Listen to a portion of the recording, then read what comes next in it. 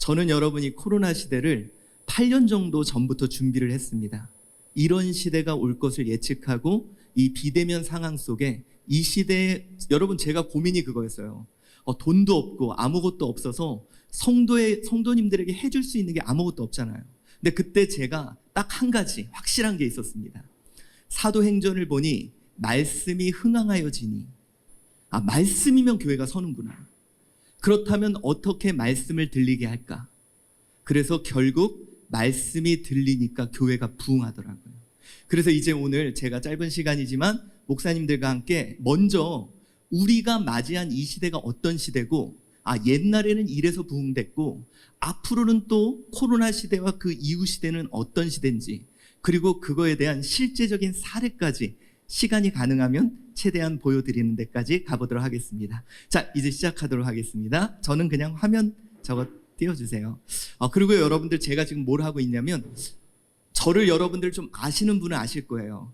그 기독교계 멀티미디어 좀 이렇게 미디어를 통해서 좀 새로운 것들은 2005년부터 거의 제가 시작을 했고요. 혹시 히즈쇼라고 3D 애니메이션 그것도 저희 교회 5층에서 이제 시작을 했습니다. 좀 이 시대의 새로운 방식으로. 그래서 여러분들 교육적으로 하다가 제가 한 5년 전부터 저희 교단에 미래자립교회, 미자립교회가 사천교회가 있는데 제가 그분들을 교육하는 일들을 하고 있습니다. 특별히 이제 여러분들 이 코로나 때 모두가 이제 교회를 지탄할 때 어떤 교회가 칭찬받던 사건이 하나 있었습니다. 뭐냐면 제가 이제 이 시대의 언어로 복음을 소통하는 방법에 대해서 이렇게 띄워놨을 때 제일 먼저 사립초등학교 교장선생님 연합회에서 연락이 와서요. 그분들에게 이런 형태로 교육을 하고 비대면 교육을 할 수 있다. 줌이나 뭐 여러 가지 방식을 제안해서 지금 초등학교에서 하고 있는 교육 방식이 그걸 토대로 만들어져서요. 교회가 창안한 아이디어가 세상에 영향을 주었다는 처음 칭찬받는 그런 것이 있었고요. 여러분 모든 사람들이 교회 임대료 지원할 때 이제 저희는 이제 목사님들에게 온라인으로 예배 중계하는 방법 그리고 또 비대면으로 목회하는 방법, 제자 훈련하는 방법, 양육하는 방법 이런 것들을 온라인으로 제공해 드렸습니다. 여기 계신 분들도 제가 다 제공해 드릴게요. 그리고 장비를 지원해서 이제 목회하는 것을 지원하고 있고요. 저는 지금껏 미래자립교회 목사님들에게 이 시대의 언어를 교육하고 있습니다. 이제 여러분들 보여주시면 아마 관심이 많이 생기실 겁니다. 저랑 친해지면 되게 좋으세요. 자, 이제 오늘 우리가 함께 이제 코로나 시대의 목회 전략과 실제라는 제목으로 우리가 함께 나눠보려고 합니다. 여러분 드디어 부흥의 기회가 왔습니다. 기뻐하십시오. 이제 시작입니다. 자, 여러분 우리가 흔히 위드 코로나 이제는 코로나와 함께하는 시대가 될 거예요. 많은 분들이 그동안 2주 코로나가 끝나고 대면하는 시대가 되기를 원했죠. 기다렸습니다. 근데 여러분 느끼셨죠? 다시 예전으로 돌아가도 지금 같지는 않을 겁니다. 자, 여러분 우리가 이 코로나가 닥쳐서 다들 아마 걱정이 많으시고 또 지금 1.5단계 또 2단계 오르면서 앞으로 좀 걱정이 더 많으실 거예요. 분명히 올 겨울은 한 번 더 위기가 올 수 있는 상황의 확률이 큽니다. 자, 이러한 가운데 과연 우리는 어떻게 해야 되는가? 자, 여러분 우리가 흔히 비대면이라는 시대가 이야기를 하지만 혹시 그거 알고 계십니까? 성경에는 이미 비대면이 있었습니다. 모르세요? 자, 여러분 이런 일이 있었습니다. 바울이 열심히 대면해서 복음을 전했습니다. 사람을 만나서 복음을 전하고 교회를 세웠어요. 그런데 갑자기 격리됩니다. 감옥에 갇혀서 격리되는 상황이 펼쳐져요. 이때 바울은 원망만 하지 않았습니다. 다시 볼 날을 기다리고만 있지 않았어요. 어떻게 했습니까? 비록 눈은 나빴지만 필사본에 복음을 기록해서 안타까운 심정으로 소아시아 지역에 그것을 회람시킵니다. 여러분 바울도 다시 보기를 기다렸지만 가만히 있지는 않았다는 거예요. 그래서 여러분들 이 필사본이 소아시아 지역 교회에 퍼져서 회람되고 돌려보고 베껴보고 나눠보면서 폭발적인 부흥의 시대를 초대교회의 부흥의 시대를 맞이하게 된 거죠. 제가 목사님들께 여쭤보고 싶은 게 그겁니다. 다시 대면할 날만 기다리고 있습니까? 여러분, 우리요, 바울의 심정을 가져야 할 줄 믿습니다. 복음은 멈추게 하지 맙시다. 얼굴은 못 보지만 복음을 멈추게 하면 안 되고, 여러분, 이 비대면의 시대의 특징은 초연결성이에요. 여러분, 이 스마트폰이라는 것은 우리가 이제 사람을 만날 때는 문 앞과 집 안까지 들어갈 수 있지만, 이 스마트폰은 화장실과 침실까지도 들어갈 수 있는 소통의 도구라는 사실 기억하고요. 여러분, 익숙하지 않지만 우리가 이 새로운 시대의 언어에 복음을 담아, 바울도 얼마나 꺼림직했을 거예요. 내가 직접 봤어야 되는데. 그런데 그 마음으로 복음을 전합니다. 자, 이제 우리도 그런 마음이 필요합니다. 자, 그렇다면 이제 고민이 그거예요. 우린 뭘 하지? 어떤 큰 교회는 줌으로 뭘 했대. 어디는 유튜브를 뭘 했대. 우리는 뭘 해야 되지? 아마 여기 계신 분들 많이 불안하실 거예요. 남들은 뭐를 하는데 나는 뭘 해야 되는지. 그래서 우리는 뭐냐? 그거 안 해도 돼. 이렇게 말하고 있지는 않은지. 근데 여러분들, 저는 전략이 필요하다고 생각합니다. 왜 그러냐면 제가 여러분께 말씀드릴게요. 이 코로나로 인한 비대면의 상황은 갑자기 닥친 게 아니에요. 우리는 자꾸 착각합니다. 새로운 환경이 펼쳐졌다고. 아니요. 목사님들 좀 이상한 거 느끼지 않으셨습니까? 사람들이 비대면으로 뭔가 해볼까? 이미 유튜브가 있네?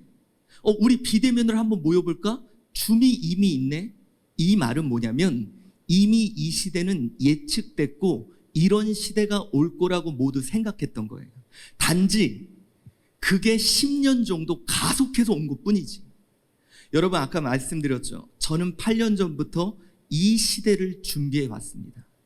그래서 여러분들, 이 시대가 왔을 때 모두가 당황했지만 보세요. 쿠팡, 그리고 아마존, 그리고 드라이브 스루를 만들어 놓은 곳, 오히려 더 성장기와 부흥기를 맞았다는 거예요. 그렇다면 여러분들, 제가 여러분들에게 말씀드린 건 뭐냐면 이 시대는 이미 모두가 준비해오고 있었던 거예요. 그게 가속된 것뿐이지. 그 대표적인 예가 있습니다. 뭐냐? 미네르바 대학이에요. 혹시 아세요?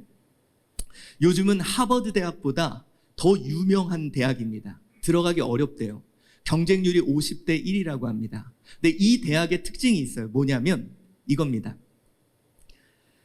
건물이 없어요. 비대면으로 진행되는데 어떻게 진행이 되냐?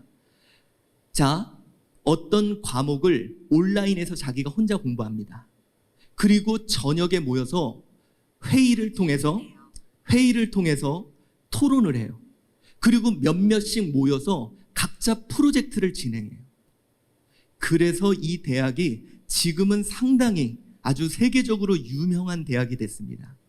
자, 여러분, 이미 세상은 이 시대를 준비해 왔고, 그리고 이 시대에 복음이 이미 저는 그렇게 준비되어 왔다고 생각합니다. 자, 그렇다면 이제 이 코로나 시대에 과연 우리는 무엇을 해야 되는가? 솔직히 돈 많은 교회는요, 이거저거 다 해봐도 되거든요. 근데 우리는 인력의 한계와 자원의 한계가 있잖아요. 그러면 정확하게 우리가 뭘 하는지를 알고 그렇게 접근해야 돼요. 제가 여기 계시는 목사님들 다들 그러죠. 나도 유튜브 방송 해볼까? 우리도 스튜디오 만들어서 뭐 해볼까? 제가 말씀드릴게요. 그거 아무 소용 없습니다. 일방적으로 보여주는 거 하면 사람들은 분명히 더 좋은 것을 보며 그쪽으로 갈 거예요. 그렇다면 우리는 뭘 해야 되는가? 그것에 대해서 제가 여러분들께 전략을 알려드리고 그거에 대한 실제적인 사례. 저는 여러분 그렇게 요즘에 목회를 해왔고요. 청년, 청소년, 어린이, 또 장년, 그리고 많은 목사님들과 해외까지 이러한 언어로 복음을 전했더니 듣더라는 거예요. 그래서 제가 그것을 나눠드리려고 합니다. 자, 여러분, 우리가 여기 모인 모든 목사님들의 고민이 결국 목회입니다. 우리요, 요한복음 21장 15절 후반부 한번 읽어봅시다. 시작. 예수께서 시몬 베드로에게 이르시되 요한의 아들 시몬아 내가 이 사람들보다 나를 더 사랑하느냐 하시니 이르되 주님 그러하나이다. 내가 주님을 사랑한 줄 주님께서 아시나이다. 이르시되 내 어린 양을 먹이라 하시고. 여기 계시는 우리 목사님 사모님 솔직히 잘 먹고 잘 살 수 있었잖아요. 우리도 좋은 차 몰고 저희 아버지가요, 평생 봉고차만 몰다가 하늘나라 가셨습니다. 57세. 바보같이 맨날 잠바대가리 그거 이렇게 걸쳐 입고 기도만 했고요. 제가 심지어 저희 아버지한테 차라리 노가다라도 하시라고 이렇게 말했던 사람입니다. 근데 여러분들, 우리가 그 길을 걷는 이유는 딱 하나입니다. 그분 사랑해서. 그리고 그분이 우리에게 부탁하셨지 않습니까? 그 양을 먹이라고. 근데 여러분들, 우리요, 그래서 열심히 먹였습니다. 그런데 요즘 이상한 거 느끼지 않으세요? 아니요, 코로나가 문제가 아니었어요. 그 전부터 이미 진행되고 있었습니다. 뭐냐? 열심히 먹였는데 안 먹기 시작했어요. 여러분, 코로나 이전부터 이미 비대면은 시작되고 있었어요. 못 느끼셨습니까? 오후 예배에 젊은 세대들이 오지 않기 시작했습니다. 젊은 세대들이 교회를 떠나기 시작했어요. 예수는 믿는데 가나안 성도 안 나가, 교회 안 나간다고 비대면은 이미 이루어지고 있었어요. 저는 이런 생각이 듭니다. 만약에 이대로 솔직히 뒀으면 그대로 끝날 뻔한 우리를 하나님이 가속화돼서 충격을 줘서 깨웠다고 생각해요. 그러니까 여러분들이 오늘 이 강의를 이렇게 듣고 있지 않습니까? 자, 그렇다면 왜 우리는 열심히 전했는데 그들은 듣지 않을까? 자, 여러분, 전달이라는 말은 두 단어의 합성어예요. 뭐냐? 열심히 전한 것이 뭐가 돼야 될까요?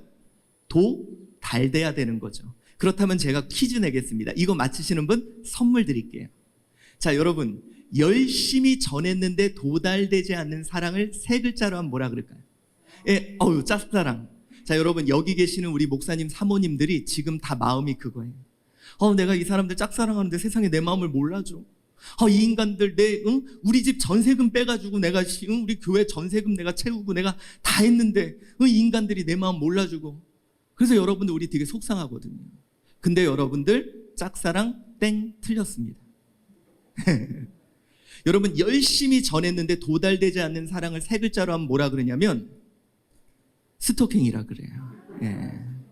자, 여러분들, 여기 스토킹 당해보신 분은 없어요. 그렇죠? 얼굴 보면 대충 나오잖아요. 여기는 다들 안, 근데 여러분, 저는 당해본 적이 있어요. 안 믿어지시죠?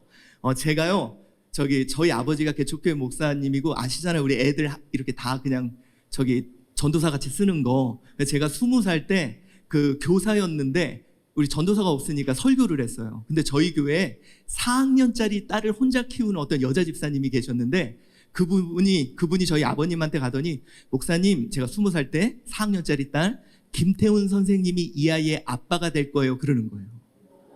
그러더니 그분이 세상에 다음 주부터 제가 9시에 예배를 드리니까 8시부터 제일 먼저 와서 교회를 청소 다 해놔. 그리고 한복 아세요? 그거 공단? 그 반짝반짝 빛나는 거? 그 두꺼운 걸 그 여름에 입고 와가지고 저 뒷자리에 앉아서 이러고 앉아가지고 저를 이러고 계세요. 자, 여러분, 그분은 나름대로 사랑을 열심히 전했죠. 근데 그게 도달됐을까요? 안 됐어요. 저는요, 여러분, 그분만 생각하면 짜증나고 멀리하고 피하고 싶었어요. 자, 여러분, 생각해 봅시다.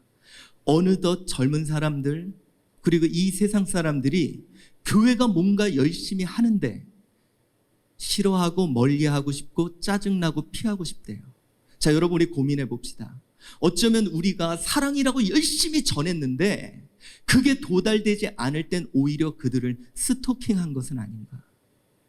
여러분, 우리는요, 그동안 모든 세미나가 열심히 전합시다. 오늘 여기 온 것도 그거잖아요. 우리 더 열심히 하자, 열심히 하자. 근데 제가 한 번만이라도 그것이 도달됐는지에 대한 고민을 해보자는 거예요. 그렇지 않으면 나의 열심이 오히려 세상을 스토킹할 수 있다는 거죠. 자, 그렇다면 고민이 그겁니다. 왜 안 듣지? 열심히 했는데, 예전에는 들었는데. 자, 여러분, 도대체 무엇이 문제라고 생각합니까? 복음이 힘을 잃었어. 진짜요? 아니요. 뭐가 문제일까요? 이게 문제입니다. 자, 여러분, 여기 앞에 계신 사모님, 저 좀 도와주세요. 예수 믿어보세요. 한번 얘기해 주세요. 예. 예수 믿어보세요. 이렇게. 예, 뒤에 좀 믿을 것 같죠? 근데 이제 여러분, 우리요, 이제 다음번에 할 때는 우리 프랑스 가서 한번 할 거예요. 그렇죠? 예. 근데 자, 여기 프랑스인들이야. 다 프랑스어로 소통하고 프랑스어로 말을 해. 자, 여러분 거기서 한번 해보세요. 예수 믿어보세요. 다 프랑스어로 써요. 그렇죠? 사모님이 아는 프랑스어는 뭐밖에 없어요? 몽쉘 통통, 몽쉘 통통, 몽쉘 통통 이러고 다닐 수는 없잖아요. 여러분 이겁니다. 언어가 통하지 않는 거예요. 지금 여러분의 심정이 어떤 거냐면 그거예요. 내가 전한 예수님, 내가 아는 예수님. 자, 여보세요? What floor? 뭔가 말해주고 싶어. 뭔가 해주고 싶어. 아이고. 자, 여러분 이게 지금 우리 시대의 딱 모습입니다. 내가 경험한 예수님, 내가 체험한 예수님 전해주고 싶은데 이 젊은 세대, 이 다음 세대 아이고. 그래서 여러분 제가 기쁜 소식 알려드릴까요? 여기 다 힘들어요. 할렐루야. 아멘. 여러분 지금 다 힘들어요. 여러분 희한합니다. 자, 이거 생각해 봅시다. 우리가 이제 다 프랑스 간다 그랬잖아요. 세상에 거기 막 음식도 맛있고 막 건물도 엄청 좋고 침대도 너무 좋아, 막 시설이 너무 좋아. 그런데 여기서 사모님 하나가 혼자 여기 뒤에다 꼭꼭꼭 홀팔렐레 이러고 다니다가 잊어버렸어, 사람들하고. 그리고 다른 사람들은 다 떠나고 나 혼자 거기 서 있어. 그러면 여러분 거기는 프랑스 파리일까요? 그 순간 거기가 뭐가 돼요? 지옥이 돼요. 여러분 요즘 사람들에게 교회가 지옥 같아요. 젊은 사람들이 교회 지옥 같대요. 여러분 요즘에요 많은 사람들이 교회가 지옥 같아요. 더 심각한 건 뭔지 아세요? 목사님들도 교회가 지옥 같아요. 저도 가끔 제가 저희 어머니한테 엄마 나 교회 가기 싫어. 그럼 저희 어머니가 그래도 네가 담임 목사인데 가야 되지 않냐고 저는 그렇게 말씀을 해줘요. 여러분 결국 이겁니다. 우리는 자꾸 건물을 좋게 하고 환경을 좋게 하는데 이상하게 지옥 같은 이유는 결국 뭐냐? 소통이 안 되는 거예요. 제가 여러분들께 말씀드리고 싶은 게 그겁니다. 요즘 많은 사람들이 흔히 말하는 게 뉴 노멀, 새로운 표준, 새로운 기준에 대해서 얘기해요. 그때 목사님들이 제일 헷갈리는 게 그겁니다. 우리가 다른 걸 해야 되나? 이런 걸 시도해 봐야 되나? 아니요. 우리의 노멀은 한 번도 변한 적이 없습니다. 말씀. 지금도 말씀으로 교회가 일어서고 앞으로도 말씀으로 교회가 일어섭니다. 그리고 과거도 말씀으로 일어섰습니다. 그렇다면 우리가 고민해 봐야 될 것이 이거예요. 자, 여러분 이거 생각하면 됩니다. 선교사님들이 해외에서 복음 전하기 위해서 뭐 하는지 아세요? 처음에 가자마자 예수 믿으세요 막 안 그래요. 가면 최소한 그 나라에서 소통되는 언어 배우는데 5년 정도는 투자합니다. 제가 여러분께 묻고 싶은 게 그거예요. 목사님들, 우리는 이 시대에 복음 전하는 자입니다. 이 시대의 언어를 배우셨습니까? 어떻게 소통되는지 배우셨습니까? 이제 그런 일들에 대해서 우리 한번 고민해 봅시다. 자, 그렇다면 우리가 이러한 목회 전략을 세워야 된다 그랬죠. 우리가 이제 제가 여러분께 말씀드리는 게 결국 언어입니다. 이 언어로 제가 확인해 봤어요. 이 언어로 전하니까 들어요. 이 언어로 전하니까요, 믿지 않는 자들도 반응해요. 자, 그렇다면 그 언어에 대한 구체적인 전략으로 들어가 봅시다. 그 전에 언어를 알기 위해서는 미디어에 대해서 우리가 알 필요가 있습니다. 자, 여러분, 제가 솔직히 안타깝게도 한국에서 미디어 강의를 제대로 못 들어봤어요. 참고로 제가 지금 소통에 대해서 얘기를 하잖아요. 저는 서강대학교 언론대학원에서 커뮤니케이션을 전공했습니다. 다른 말로 오늘 강의는 야매가 아니라는 거죠. 그래서 여러분들 좀 도움이 될 수 있도록. 자, 그렇다면 여러분 제가 한번 묻고 싶은 게 이건데요. 첫 번째, 자, 미디어에 대한 우리 목사님, 사모님들의 인식을 제가 한번 볼게요. 한번 손 들어 보십시오. 뭐냐? 1번, 미디어는 적극적으로 활용해야 된다. 2번, 미디어는 사용하면 안 된다. 3번, 미디어는 사용하되 주의해서, 조심해서 사용해야 된다. 이 세 개 중에 여러분들의 의견을 표시해 주시기 바랍니다. 자, 1번, 미디어는 적극적으로 사용해야 된다. 오, 그래도 여기는 좀 많으시네요. 감사합니다. 손 내려주시고요. 2번, 미디어는 사용하면 안 된다. 자, 이게 코로나 이후에 바뀐 거예요. 제가 코로나 이전까지 강의하면 40% 정도가 손을 들었었거든요. 다음 3번, 미디어는 사용하되 조심해서 사용해야 된다. 예, 이게 항상 현재까지는 많아요. 자, 그런데 우리가 미디어에 대해서 좀 잘못 알고 있어요. 뭐냐? 우리가 흔히 생각하는 건 미디어, 화면, 뭐 스마트폰, 컴퓨터 이렇게 생각하는데 그게 아니라 미디어가 뭐냐면 내 마음과 생각과 사상을 전하는 모든 도구를 미디어라 그래요. 그러니 말, 표정, 몸짓, 그리고 그림, 음향, 이 모든 거, 내가 전하고자 하는 생각과 사상을 전달하는 모든 도구. 자, 그렇다면 제가 한번 다른 또 질문을 한번 해볼게요. 우리는 그동안 복음을 말로 전했는데 말은 우리가 커뮤니케이션, 소통하는데 100% 중에 몇 퍼센트 정도 차지할 거라고 생각하십니까? 한 몇 퍼센트는 차지한다. 나는 그동안 말로 전했잖아요. 몇 퍼센트? 또 이것도 맞추면 선물 7년치 목회자료. 자, 15% 땡, 10% 땡, 에? 9% 비슷했는데요. 정답은 7%예요.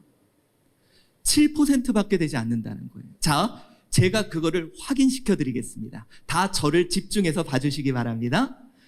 우리 목사님, 사모님, 제가요, 우리 목사님들, 사모님을 보니까 저희 엄마, 아빠 보는 것 같고요. 참 마음이 편해요. 이렇게 편하게 강의한 건 처음인 것 같아요. 제가 편해 보여요? 안 편해 보여요?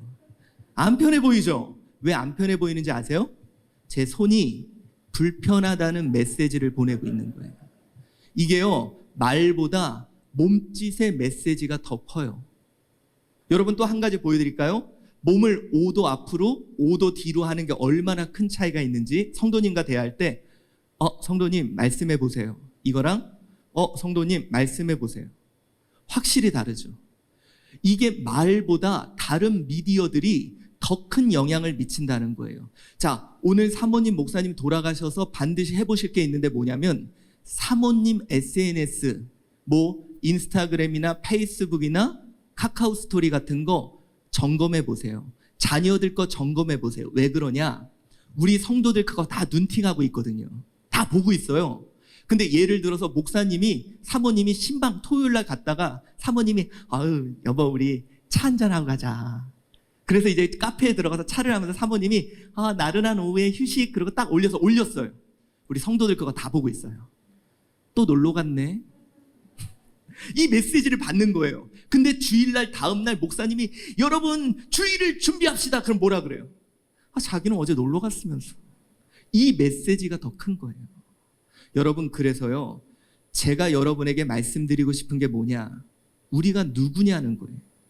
우리는 하나님의 마음과 생각과 뜻을 전달하는 미디어입니다. 말, 표정, 몸짓, 그리고 다양한 미디어를 통해 잡음 없이 하나님의 뜻을 온전히 전해야 될 사람들이 우리인데 의외로 우리가 이 미디어 언어 훈련이 되어 있지 않다는 거예요.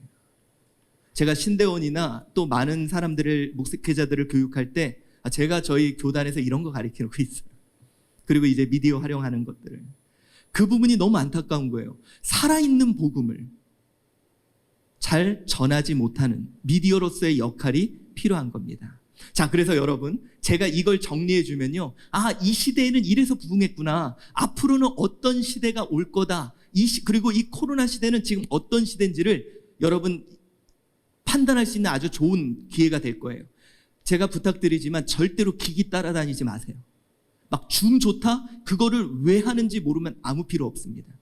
뭐 스마트폰 뭐가 나왔다? 그거보다 더 중요한 게 한 걸음 떨어져서 전체적인 흐름을 볼 줄 아는 눈을 가지셔야 돼요. 자, 여러분, 항상 복음은 미디어를 통해 전달되어 왔고 그 특성이 나타납니다. 대표적으로 이겁니다. 자, 첫 번째는 뭐냐? 음성 미디어. 말을 통해서. 아까 우리 사모님 한 번만 더 도와주세요. 자, 사모님 레위기 3장 17절 시작. 아니요, 9절을 레위기 3장 17절 외워보시라고요. 걱정하지 마세요. 여기 아무도 몰라요. 자, 여러분, 옛날에는요, 복음은 캐리그마라 그래서 선포돼야 되는 거예요. 그러다가 어떻게 됐냐? 초대교회 시대 예수님이 승천하신 후에 제자들에 의해서 또 사도 바울에 의해서 필사본에 목욕제게 하고 한자 한자 적어서 그것을 소아시아 지역에 회람시키며 복음이 전해지던 시대를 맞이합니다. 그러다가 어떤 시대를 맞이하냐? 구텐베르크에 의해서 인쇄술이 발명된 후에 그게 막 찍혀가지고 그게 전 유럽에 퍼지며 종교개혁을 이루는 시기를 맞이해요. 그러다가 어떤 시대를 맞이합니까? 영상 미디어 시대. 우리 C채널처럼 이렇게 미디어를 통해 선교지 쪽 전국 방방곡곡에 복음이 빠지지 않고 들어가는 시대를 맞이합니다. 그러다가 어떤 시대를 맞이해요? 드디어 여러분이 스마트폰을 갖고 애니팡을 했던 그 시대부터 소셜미디어 시대가 찾아온 거죠. 자, 근데 여러분, 지금 시대가 어떤 시대냐면 이거예요. 영상 미디어 기반으로 소셜을 사용했던 우리가 완전히 소셜 시대로 돌아와 버린 거예요. 이게 가속돼서. 요 시대를 인식하면 이제 이렇게 목회를 하면 되겠구나. 그 전략을 세울 수 있는데 그 첫 번째가 바로 이거부터 봅시다. 필사 미디어. 자, 여러분, 이 필사 미디어 시대의 특징이 뭐냐면 그거 아시죠? 중세 시대 초대교회. 이 필사 미디어 시대의 특징은 뭐냐면요. 성경 66권을 양피지와 파피루스로 적어서 내가 그걸 다 가지려면 지금 돈으로 10억 정도의 돈이 필요했대요. 그러니까 여러분 지금까지도 그게 너무 귀해서 자꾸 닫아놓고 닫을까봐 안 보잖아요. 닫을까봐 10억 정도. 그러니까 이 시대의 언어는 뭐였냐? 가진 사람, 정보와 지식을 가진 사람, 바로 에토스, 권위가 있는 사람이 그렇다 그러면 무조건 네 하며 순종하는 것이 최고의 소통의 방식이었어요. 근데 여러분 재밌는 거 알려드릴까요? 대한민국에는 이 모든 세대가, 자, 여러분 보세요. 깐난쟁이부터 100세 어르신까지 한 공간에 모이는 데가 대한민국에 어디 있을까요? 잘 생각해 보세요. 요즘에는 가정도 그렇게 안 모이잖아요.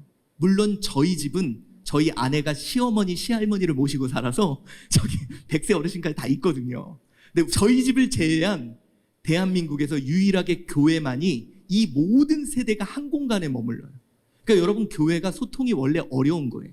제가 죄송하지만 혹시 여기서 60대 이상이신 분 한번 손 들어주세요. 예, 60대 이상. 자, 여러분 60대 이상인 분들은 아직도 우리 기억나시죠? 손편지 쓰던 시대. 그러다 보니까 권위에 입각한 소통 방식을 해. 어떻게 하냐? 야, 어른이 하라면 해. 목사님이 하라면 해. 근데 여러분 이게 잘못됐다는 게 아니라 이 시대에는 최고의 소통 방법이었어요. 자, 여러분, 이렇게 부흥한 교회가 있습니다. 여의도에 어떤 목사님의 영적 권위에 무조건 순종하자 그래서 불러불러 하면서 뜨겁게 부흥했던 교회가 있어요. 어딜까요? 여의도 순복음교회. 이 필사 미디어를 기반으로 부흥했던 교회입니다. 그러다가 어떤 시대를 맞이하냐면 인쇄 미디어 시대를 맞이해요. 인쇄 미디어는 뭐냐면 우리는 그동안 없었어. 근데 이제는 한 곳씩 다 줬어. 각부는 있었는데 봐도 알아요, 몰라요? 모르죠. 그러니까 누군가가 설명해주고 설득해주는 논리로서 이건 이거고 이건 이거야. 이게 옳은 거야. 이렇게 복음을 전하는 시대를 맞이합니다. 자, 여러분 여기 40, 50대 한번 손들어 보세요. 예, 여기 40, 50대. 이분들이 뭐냐? 어른들이 야, 어른이 말하면 해. 왜 하라 그래? 옳은 걸 하라 그래야지. 설명을 해주시지. 그러면서 20, 30대를 향해서 뭐라 그래요? 야, 너희들 옳으니까 이거 해. 이게 옳은 거야. 이게 맞는 거야. 끊임없이 설명하죠.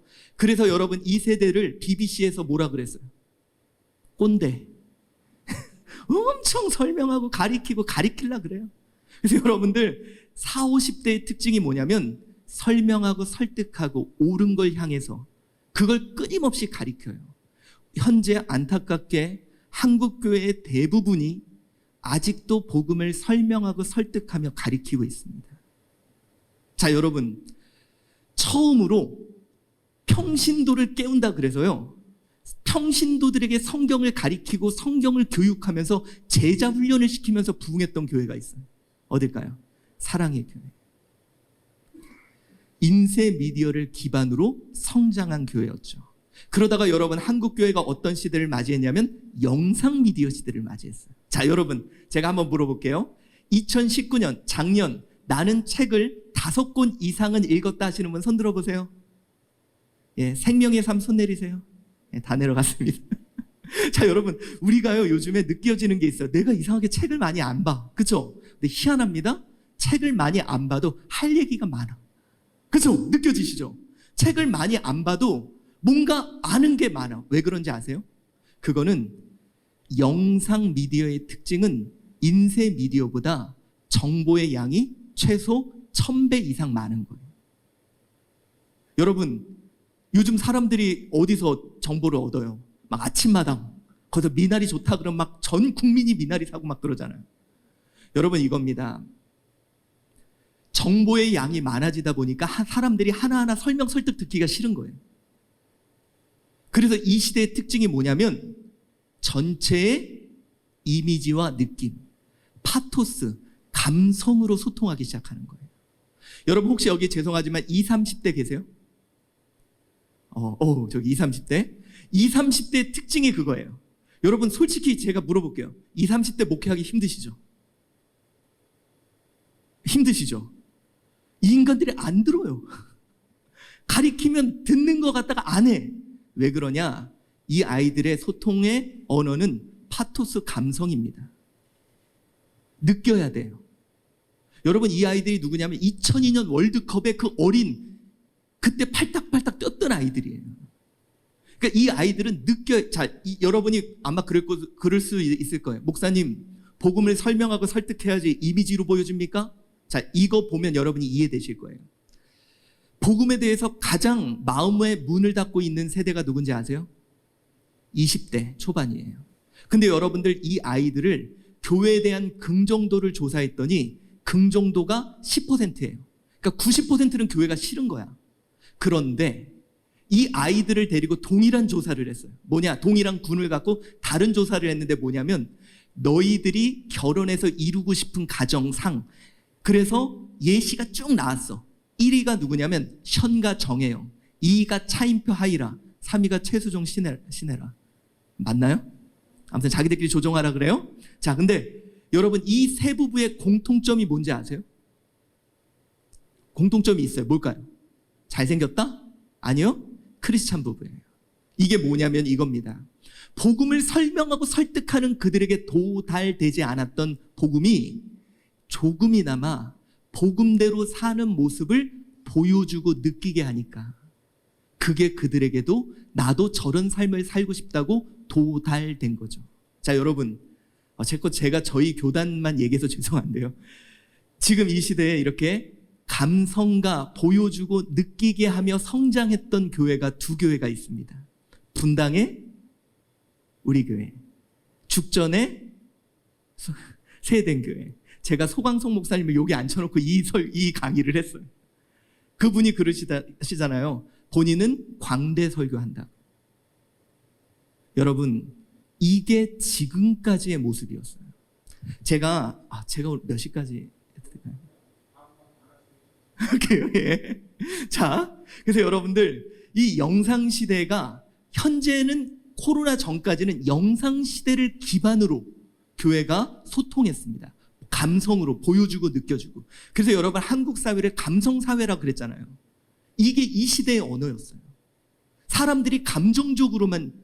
그래서 우리가 고민했는데, 근데 제가 재밌는 거 알려드릴게요. 천주교가 필사 미디어 시대에서 뭘 거부했냐면 인쇄 미디어, 복음을 설명하고 설득하지 않았어요. 그래서 천주교가 암흑기를 맞이했습니다. 쭉 암흑기를 맞이하다가 천주교가 뭐를 준비했냐면 영상 미디어 시대, 이미지와 느낌을 준비했어요. 제가 그 서강대학교 언론대학원 때 저희 교수님이 저한테 그 얘기를 해주셨어요. 그분이 천주교 남전도회 회장님이신데 저한테 어떤 얘기를 해줬냐면 천주교는 이미 1960년에 바티칸에서 공문이 왔대요. 이미지로 소통하라고. 그래서 천주교가 한 일이 뭐냐? 영화 제작비 지원, 드라마 제작비 지원, 이런 일들을 계속 한 거예요. 그러다 보니까 여러분 어떤 일이 생겼는지 제가 한번 실험을 해볼게요. 목사님들, 사모님들 천주교랑 소통하세요? 안 하시죠? 근데 제가 두 단어를 딱 이야기 드릴 때 듣는 순간 나도 모르게 깨끗이라는 단어가 딱 떠오른 것에 손을 들어주시면 돼요. 알겠죠? 자, 1번 신부님, 2번 목사님. 자, 듣는 순간 깨끗이라고 떠오른 거예요. 자, 1번 신부님 손 들어주세요. 예. 괜찮아요. 여러분 이건 신앙 물어보는 게 아니라 이미지, 느낌 물어보는 거예요. 자, 다시요. 나는 딱 듣는 순간 깨끗. 신부님 손 들어보세요. 여기 방송실 사진 좀 찍어주세요. 농담이고요. 자, 2번 목사님. 한 분. 할렐루야. 자, 여러분 이거예요. 천주교는 비진리를 가지고도 감성이라는 언어에 담아 전달했더니 어느새 나도 모르게 전달돼 있는 거. 여러분 보세요. 드라마를 보세요. 거기에 이렇게 천주교 어떤 15세, 16세 소녀 가장이 있어. 근데 신부님이 딱 로만 칼라로 와서 얘야 너를 위해 기도할게. 이러면 괜찮아. 근데 목사님이 나오면 장르가 달라져. 할렐루야. 무슨 이상하잖아요. 그 여러분 고민해 보자는 거예요. 과연 우리는 이 시대의 언어로 바울의 심정으로 복음을 멈추지 않는 그 심정으로 이 시대의 언어를 알고 있는가? 그렇다면 여러분 이 코로나 시대부터는 전혀 다른 세대예요. 왜 그러냐? 영상 미디어 시대까지는 공통점이 있었습니다. 그걸 흔히 미디어 1.0이라 그러는데 여러분 이겁니다. 이때의 목회의 패러다임은 이겁니다. 어떻게 복음을 전할까? 혹시 여러분 여기 계시는 분들 중에 우리가 어떻게 복음을 전하지? 그게 영상시대, 코로나 이전까지의 패러다임이에요. 여러분 이겁니다. 말하는 사람이 있고 듣는 사람이 있고 보여주는 사람이 있고 보는 사람이 있고 주체가 있고 객체가 있었어요. 교수자가 있고 학습자가 있는 게 바로 이 미디어 1.0 시대예요. 그러다 보니 어떻게 되냐? 말하는 사람이 매스 미디어화 돼야 되는 거예요. 내가 에토스, 파토스, 로고스 모든 걸 갖춰야 되는 거죠. 학벌도 있어야 되고 건물도 커야 되고 사람도 많아야 복음을 전할 수 있는 겁니다. 여기 계신 작은 교회 목사님들 그동안 우리의 고민은 그거 아니었어요. 복음 전하기 위해서 일단 커야 돼. 교회부터 키워야 돼.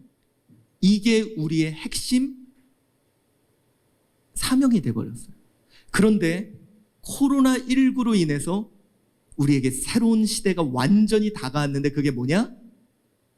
소셜미디어 시대예요.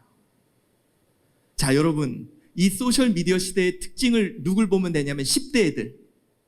이 10대 애들의 특징이 뭔지 아세요? 얘네들은요 텔레비전 안 봐요. TV 매스미디어에서 보여주는 거 안 봐요. 지들이 유튜브에서 보고 싶은 거 찾아봐요. 자기가 보고 싶은 것만 골라봐요.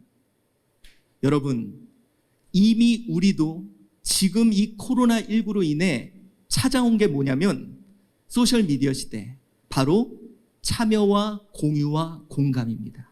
이게 뭐냐면 내가 직접 해야 되는 거예요. 자, 여러분 한마디로 얘기해 드릴게요. 지금 스마트폰 갖고 여러분 뭐 하고 싶죠? 이거는 스마트폰은 어떤 도구냐면 보여주는 도구가 아니에요. 뭐에 적합한 도구인지 아세요? 참여시키기에 가장 적합한 도구예요. 사람들이 이걸 가지고 뭔가를 막 스튜디오를 만들고 뭐를 해가지고 멋지게 보여주려고 그래. 여러분 요즘 시대는 멋진 거 보는 시대가 아닙니다. 자, 대표적으로요. 혹시 여러분 요즘 우리 성도들이 이상해지지 않았습니까? 왜 그러냐면 성도들이 이거 보세요. 옛날에는 필사미디어 목사님이 말하면 했어. 자, 옛날에는 인쇄미디어 옳은 거라면 참으면서 했어. 옛날에는 좋은 거라면 신나게 했어요. 근데 여러분 요즘 특징이 뭔지 아세요? 장로님이나 남전도 회장이나 내가 모르는 일이 진행되면 무조건 반대합니다. 느끼시죠? 여러분 이번에 코로나 때 두 가지 교회로 나누었습니다. 자, 현장 예배를 드리냐? 아니다, 그냥 비대면 예배를 드린다. 결과가 중요한 게 아니었어요. 어떻게든 성도들은 반대한 교회가 있어요. 왜 우리 목사님 이렇게 하냐? 그 교회의 특징은 결과만을 전해준 거예요. 그런데 여러분 지금 이런 문제가 있습니다. 이거 갖고 고민합니다. 이거 위해 기도해 주세요. 과정을 공개했던 교회들은, 과정을 공유했던 교회들은 아무 문제가 없었어요. 왜냐? 지금 이 시대의 사람들은 정보를 내가 직접 공유하고 내가 직접 참여하기를 원하고 있다는 거죠. 그게 바로 완전히 이 시대가 와버린 거예요. 그렇다면 여러분, 지금 우리는 이제는 전략이 필요합니다. 뭐냐? 지금 코로나 이후에 그 전까지 모였어요. 어떻게 복음을 전할까가 우리의 목회의 패러다임의 핵심이었다면 지금 우리의 핵심은 뭐냐? 어떻게 복음에 참여시킬까? 제가 사례를 하나 보여드리겠습니다. 뭐냐면요. 제가 지금 핸드폰이 없는데 제가 저희 교회 권사님 한 분이 평생 여러분 교회에서 그냥 헌신하다 살다가 요양원에 들어갔어요. 요양원 가시면 어떻게 되는지 아시죠? 누워만 있어요. 그분이 교회를 너무 그리워해. 그래서 제가 한 게 뭐냐면 이분을 참여시키자. 그래서 어떻게 했냐면 교회 앞자리에다가 360도 VR 카메라를 설치했습니다. 세워놨어요. 그리고 그분 누워있을 때 그분 핸드폰으로 이걸 씌워줬어요. 그럼 어떻게 되냐? 앞을 보면 우리 목사님이 설교를 하고 있어. 옆하고 뒤를 보면 나랑 신앙생활 했던 사람이 다 앉아있어. 그분을 그 자리에 참여시킬 수 있다는 거예요. 그러니까 여러분 이걸 갖고 보여줄 걸 생각하는 게 아니라 참여시키는 거라는 거예요. 여러분 지금 이제 우리 또 1.5단계지만 이게 2단계, 3단계 넘어가면 비대면 예배 드릴 거예요. 어떻게 하실 거예요? 또 그냥 중계하실 거예요? 그거 보다가 제가 알려드릴게요. 6주 전에 네이버 지식 검색에 희한한 검색어가 떴습니다. 뭔지 아세요? 설교 잘하는 목사. 이제 성도들이 찾기 시작했어요. 나에게 맞는 걸. 그렇다면 여러분 우리는 현재 우리 성도들을 어떻게 지킬 것이냐? 참여시키라는 거예요. 그래서 제가요 막 유튜브에 멋지게 그렇게 하지 말아라. 차라리 카카오톡 라이브톡 옆에 켜놓고 찰 때 김건사님 오셨네요. 저기 이 집사님 아멘이라고 말씀해 주셨습니다. 이름 한 번만 불러줘도 그분은 내가 여기 참여한 게 되는 거예요. 이 도구는 뭐라고요? 참여시키기에 정말 좋은 도구예요. 제가 그 사례까지 여러분 다 말씀드리도록 하겠습니다. 자, 그래서 제가 여러분들에게 이 이미지 하나를 설명해 드리려고 합니다. 자, 여러분, 제가 간증할 것도 많고 그런데 오늘 그냥 그런 건 다 걷어내고 이론만 그냥 좀 얘기를 할게요. 혹시 여러분 커뮤니케이션이라는 이야기 들어보셨죠? 커뮤니케이션의 어원이 혹시 뭔지 아세요? 커뮤니케이션의 어원, 어떤 기원. 제가 이거를 서강대 언론대학원에서 예수를 믿지 않는 일반 교수님께 들었어요. 그분이 했던 얘기가 뭐냐? 커뮤니케이션의 어원은 커미니온이다. 성만찬. 자, 여러분, 저는 개인적으로 구약은 하나님의 언어였다고 생각해요. 내가 거룩하니 너희도 거룩해라. 그런데 의인은 없나니 아무도 없어서 못 알아들었어요. 그러니까 어떻게 했느냐? 말씀이 육신이 되어 우리 가운데 오셔서 식탁이라는 자리에 우리를 참여시켜 주셨어요. 여러분 지금 막 요만큼씩 주고 그러지만 옛날에는 빨간 피가 보였어요. 빵 냄새가 났어요. 그리고 뻑뻑하지만 맛이 느껴졌어요. 내가 자를 때 촉감이 느껴졌어요. 그러면서 또 들었어요. 내가 직접 참여해서 맛보고 만지고 느끼고 경험하면서 그리스도의 살과 피가 전해진 것. 이 시대가 왔습니다. 이 코로나 이후의 이 소셜 시대는 직접 참여해서 맛보고 만지고 느끼고 경험하면서 그리스도의 살과 피가 전해지는 시대예요. 자, 여러분, 제가 초등학교 교장 선생님들하고 앞으로 초등학교가 어떻게 변할지에 대해서 제가 제시한 게 이겁니다. 그분들도 이제 지금 그걸 준비해요.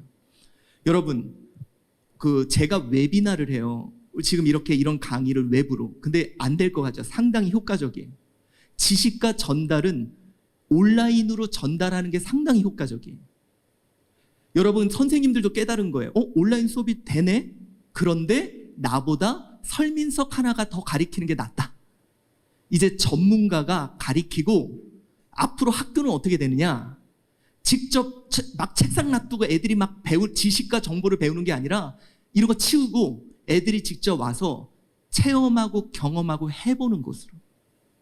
여러분, 코로나 이후에 한국교회가 어떻게 될 거냐면 정보와 지식은 제가 이제 끝내겠습니다. 이제 정보와 지식은 일방적으로 전달을 하고 그리고 전달이 되고 그리고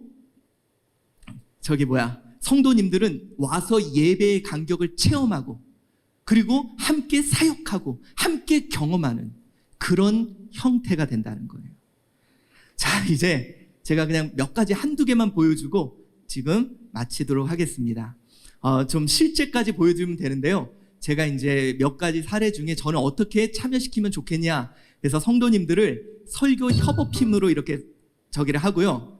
제가 두 가지만 그냥 하나 말씀드릴게요. 하나는 뭐냐면, 하나님 품에 보내놓고 나니까 예배 때 참 나를 위해 많이 희생했구나. 그 성도님들을 질문을 이제 아는 해요. 것 같아요. 이게 정말 여러분 같이 효과적인 있을 때 게, 몰랐죠. 예배 때 이제 천국 보내놓으니까 도입 부분하고 결말에 참 나를 위해 여러분 많은 희생이 있었구나. 해서 질문을 하면 이제 아는 성도님들이 카톡으로 올려요. 권영성 근데 원사님, 좋은 게 건강한 뭐냐면 육체와 부산, 거제, 건강한 홍천에서도 마음으로 지금 이렇게 이걸 있을 수 보고 있음은 답글을 올려요. 가족들의 사랑과 그래서 여러분들 이게 목사님의 장점이, 또 기도가 목사님들한테 장점은, 참 어려운 저기 뭐야, 시기 내가 지금 정신이 없어서 저 가족들이 설교 준비가 힘이 반으로 줄어요. 내가 도입과 여기까지 결말을 있었고. 성도님들이 채워가거든요. 우리 김주 지사님 저희 회사 아무튼 이런 거랑 또 이제 제가 이건 지금 저희 교회에서 설교하는 더 모습이고요. 놀라우신 반전. 그리고 이제 이런 미디어 자료들, 이렇게 미디어를 통해서 설교하는 것, 이거를 제가 교회자립개발원에서 목사님들을 교육해요. 그리고 지금 제가 설교하는 방식으로 프레즈로 교리를 이렇게 설교하는 방법, 이런 것도 하고요. 제가 3년 동안 저랑 같이 하신 분들이 있는데 65세 목사님이 여기다가 이어마이크 하나 하고 아이패드로 설교를 하시는데요. 이 목사님들이 다 공통적인 게 뭐 교회가 크게 부흥되고 이런 게 아니라 목회가 행복하시대요. 복음을 전할 수 있으니까. 아무튼 여러분들 지금 시간이 제가 너무 늦어서 죄송하고요. 예? 다음 괜찮은 건가요? 예. 괜찮죠? 예, 하겠습니다. 자, 그러면 이제 이것도 한번 보세요. 이걸 설교 협업이라 그러는데요. 제가 성도들을 어떻게 참여시킬까 고민을 한 거예요. 그래서 설교를 제가 다 만들어 놓고 그 예화나 필요한 문장이나 설교 협업 마인드맵을 작성하고 있습니다. 성도들이 직접 설교에 참여해서 설교를 더욱더 공감 있고 풍성하게 하는 그런 도구인데요. 제가 이 설교의 주제를 미리 성도님들한테 말씀드리면 성도님들이 이제 한 주 동안 그 말씀을 묵상하고 또 제가 이 질문을 이 마인드맵을 통해서 성도님들과 공유를 합니다. 그럼 성도님들이 거기에 이제 자기가 경험했던 예화 그리고 일들 또 자기가 아는 내용들을 거기에 이렇게 협업으로 참여를 합니다. 그러면 그 설교들이 이렇게 함께 모여서 제가 이제 그걸 가지고 설교를 완성해서 성도들이 공감할 수 있는 설교를 준비하게 되는 거죠. 처음에는 솔직히 그냥 예화 정도나 받겠지 이렇게 생각하고 시작을 했는데 와, 우리 성도님들의 삶 속에 이런 다양한 이야기들 또 그것을 통해 함께 나누니까 설교가 더욱더 풍성하게 되었습니다. 가끔 목사님들 설교 준비하시다가 사모님한테 이런 예화 없어 막 물어보시잖아요. 근데 아예 설교 협업팀을 만들었어요. 그래서 이분들은 저랑 같이 설교 준비를 시작해요. 그리고 제가 같이 기도하고 질문을 주면 그 질문에 답을 달아줘요. 장점이 뭐냐? 이분들은 우리 목사님 설교가 무조건 최고입니다. 왜냐면 내가 참여했으니까.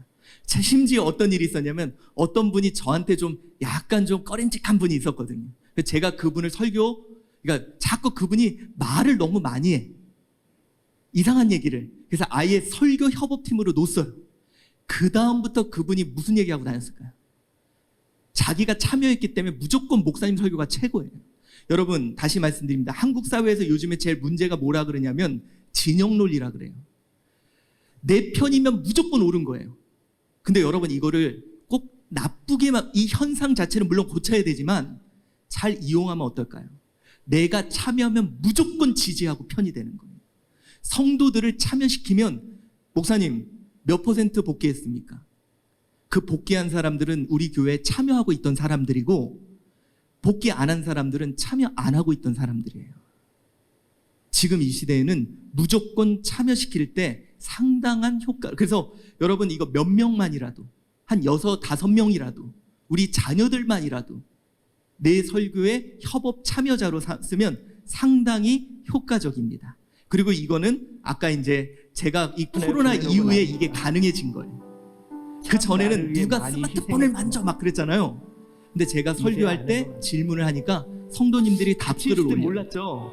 근데 아까도 말했듯이 근데 제주도, 천국 보내놓으니까 홍천, 참 나를 위해 거제도에서 많은 그렇게 희생이 참여를 있었구나. 합니다. 제가 이제 이 아는 방법을 것 알려드렸더니 말라이에 있는 선교사님이 선교지에서 이렇게 하신 거예요. 그랬더니 한국에 있는 성도들이 말라이에 예배를 참여하신 거예요. 그러니까 여러분 새로운 선교의 장도 열렸다 이렇게 말씀을 하시더라고요. 자, 그리고 이제 제가 이제 공감형 설교라고 더 놀라우신 반전의 하나님에 저는 대한 이제 꿈을 꾸시기 미디어를 바랍니다. 좀 다 활용을 우리 합니다. 하나님 지금 여기는 위에 반전의 달려있잖아요. 하나님의 역사를 이루실 줄 믿습니다. 오늘 우리가 함께 봉독한 이제 에스더서 6장 6절로 11절까지 말씀이 바로 그런 내용이에요. 오늘 여러분 상황은 이렇게 흐릅니다. 우리 6장 5절 읽지는 않았지만 한번 우리 봉독해 봅시다. 시작. 측근 신하들이 아뢰되 하만의 뜰에 섰나이다 하니 왕이 이르되 들어오게 하라 하니. 자, 여러분 이겁니다. 놀라운 역사의 시작이라는 거예요. 그러면서 어떻게 하느냐? 오늘 본문을 보면 자, 아뢰되 하만이 뜰에 섰나이다. 자, 이건 이제 너넨 저것도 있지 이제 이렇게 생각하실까 봐. 저희 한 지가 얼마 안 됐습니다. 어떤 분이 헌물해 주셔서요. 제가 이런 거 하니까 하나님이 또 채워 주시더라고요. 자, 아무튼 이렇게 하고 저는 이제 이렇게 새로운 미디어의 언어. 근데 여러분 이게요 아주 쉬워요. 제가 이걸 하게 된 이유가 뭐냐면 여러분 런닝맨 같은 거 보면 분명히 말은 하고 있는데 밑에 자막이 나오잖아요. 요즘 사람들은 멀티태스킹이라 그래서 들으면서 보는 게 익숙해요. 그래서 여기 계신 목사님들 어렵지가 않거든요. 제가 알려드릴게요 나중에 기회 되면 이런 거 기술하는 것도 한번 우리 해봅시다. 예, 아주 재밌습니다. 자, 그리고 요거는 이제 프레진을 아까 보여드렸고요. 그리고 이제 제가 한 가지 알려드릴게요. 왜 성도들이 온라인 예배를 못하겠다 그런지 아세요? 자, 스마트폰을 대부분 어떻게 사용하느냐? 누워서 보거나 화장실에서 봐요. 이게 원래 우리가 이 미디어를 사용하는 방법이에요. 근데 여러분 이건 참여시키는 거라 그랬죠. 그러려면 참여하는 방법을 알려줘야죠. 매뉴얼을 함께 제시해 줘야 됩니다. 예배 준비는 어떻게 하세요? 옷은 어떻게 입으세요? 헌금 시간에는 어떻게 하세요? 이 매뉴얼을 먼저 주고 이 매뉴얼을 읽고 이렇게 참여하는구나 알고 참여해야지 무조건 여러분들 그 주소 하나 띡 보내놓으면 그거보다가 딴 거 봐요. 그래서 매뉴얼 참여하는 방법을 알려줘라. 그리고 여러분 저희 교회가 올해 했던 게 뭐냐면 2차가 왔을 때 막 주일학교 애들 청년부 어떻게 해야 되냐 그럴 때 제가 고민한 게 그거였어요. 얘네들이 지금 현장에서 참여를 못하는데 참여할 수 있는 게 뭐지? 발견하는 게 있습니다. 뭐냐? 가정예배. 그래서 저희가 어떻게 했냐면 제가 그랬죠. 저희는 떡과 잔을 제공해 주는 거예요. 그리고 성도들이 참여할 수 있게. 그래서 저희 교회에서 어떻게 했냐면 매뉴얼, 가정예배 매뉴얼 1장, 5분 설교 1장, 함께 부를 찬양 하나, 이 3개를 카톡에 딱 올려줘서 가족끼리 모여서 근데 여러분 이게요 진짜 해보세요. 저희 집도 이것 때문에 가정예배가 세워졌어요. 지금 저희 성도님들이 한 가정 가정예배가 세워지는데 여러분 가정에서 예배 드리는 애들은요 주일학교 중고등부 주일에 몇 번 안 해도 다음에 모이면 해요. 그래서 제가 이 5분 설교는 이렇게 만들었습니다. 안녕하세요. 가정예배를 위한 5분 메시지 이제 시작하도록 하겠습니다. 자, 우리 함께 빨리 모여서 우리 집중해 봅시다. 오늘 우리가 함께 나눌 하나님의 말씀은 에스더서 5장 1절로 5절까지 말씀. 일단 가보고 말하자입니다. 오늘 말씀 우리 함께 제가 한 목소리로 주일날 한 설교를 5분짜리로 이렇게 만드는 거예요. 너니까 만들지. 제가 조금 더 쉬는 시간에 클릭 5번이면 만들 수 있는 걸 제가 노트북으로 보여줄게. 이거보다 더 퀄리티 있게. 여러분 이제는요 장비가 필요 없는 이미 다 준비돼 있다 그랬잖아요. 그러니까 그런 건 걱정 안 하셔도 돼요. 자, 그리고 이제 뭐 제가 예배 이 VR 이거는 국민일보에도 나오고 좀 요즘에 좀 근데 그냥 넘어가고요. 여러분 양육 같은 거 있잖아요. 맞춤형 컨텐츠. 자, 그냥 합시다. 그냥 여러분 1차 산업혁명이 뭔지 아세요? 1차 산업혁명은 증기기관을 통해 거리가 넓어진 거예요. 2차 산업혁명이 뭔지 아세요? 석유와 화석을 통해 양이 많아진 거예요. 3차 산업혁명의 특징이 뭔지 아세요? 컴퓨터가 들어가서 효율적으로 많이 만들어진 거예요. 4차 산업혁명의 특징이 뭘까요? 자, 3,000명의 사람들에게 옛날에 효율적으로 많이 줬는데 이제는 3,000명의 사람들에게 빅데이터와 AI로 그들에게 각각의 맞춤형, 맞는 컨텐츠를 제공해 주는 거예요. 요즘 사람들이 이제는 신앙의 컨텐츠를 찾기 시작했어요. 사람들이 큰 교회를 가는 이유가 뭐냐? 나에게 맞는 컨텐츠가 있으니까. 자녀 교육을 위한 프로그램이 저기 있어. 직장 생활을 위한 게 있어. 이제는 사람들이 찾기 시작할 때 우리 작은 교회는 어떻게 해야 되냐? 그래서 제가 구상한 게 이런 겁니다. 자, 저희 교회에서는요, 새신자 10주 프로그램을 3분짜리 10개 만들었어요. 그러다 보니 어떻게 됐냐면, 보세요. 새신자들이 큰 교회는 담당자가 맡으면 되죠. 작은 교회는 새신자들이 왔다, 안 왔다, 왔다, 안 왔다, 안 왔다, 미안해서 안 와요. 그러면 어떻게 하냐? 저희는 요 10주짜리 프로그램 10개를 만들어서 매주 화요일마다 이걸 보내줘요. 등록하면. 그리고 그 사람하고 대화를 나눠요. 설령 그분이 2주를 안 나오더라도 10주 동안은 계속 관계를 맺으니까 정착률이 상당히 올라가는 거예요. 이렇게 만들었습니다.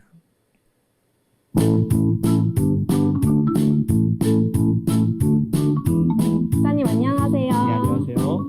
네, 오늘은 5번째 시간으로 기도 정말 소원이 이루어지나요에 대해서 목사님과 이야기 나눠보도록 하겠습니다. 자, 이런 식으로 10편을 만들어 놓으니까 여러분 이거 있죠? 무기가 생긴 것 같아요.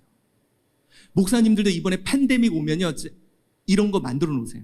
만드는 거 정말 쉽습니다. 제가요, 그리고 이제 이거는 교리 교육을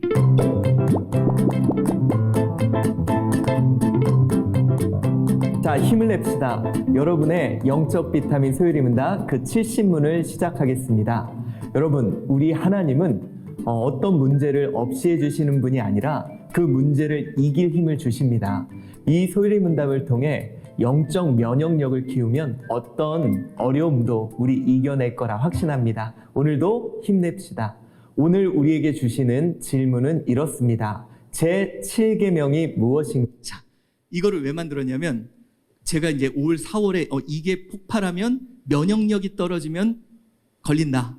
영적 면역력을 키우자. 그래서 이거를 하루에 하나씩 우리 구역장 방에 던져놓으면 구역장들이 그걸 구역원들한테 던져놓고 서로 대화를 나누는. 그래서 영적 비타민 먹고 면역력을 키우는 교리 교육을 이렇게 시켰어요. 이런 컨텐츠 만드는 것도 이제 쉬우니 그래서 여러분들 혹시요 한주교회라는 유튜브 들어가면 거기에 이런 거 만드는 게 싹 다 제가 올려놨습니다. 그래서 한번 거기서 보시면 비대면으로 소그룹 하는 방법, 아까 저런 컨텐츠 클릭 5번 해서 만드는 법, 그리고 영상 생중계하는 법, 이런 거 다 있으니까 참고해 주시기 바랍니다. 아무튼 여러분 지금 막 그냥 무지하게 달려왔는데요. 제가 하고 싶은 게 좀 많아서 그랬어요. 하나라도 좀 더 알려주고 도전 드리고 싶어서요. 근데 목사님들 이렇게 생각하십시오. 나는 떡과 잔을 준비하는 사람이다. 그리고 우리 성도들이 참여해서 경험하고 느끼게 하자. 그리고 이 시대 여러분들 목회의 패러다임은 어떻게 참여시킬까? 그래서 여러분 지금요 큰 교회건 작은 교회건 제로 베이스에서 다시 시작하는 겁니다. 저는 우리에게 기회가 왔다고 생각합니다. 우리 한번 해봅시다. 바울의 심정으로 우리가 익숙하진 않지만 복음을 멈추지 않아야 되겠다는 마음으로 그렇게 도전해보는 저와 여러분 되시기를 바랍니다. 감사합니다.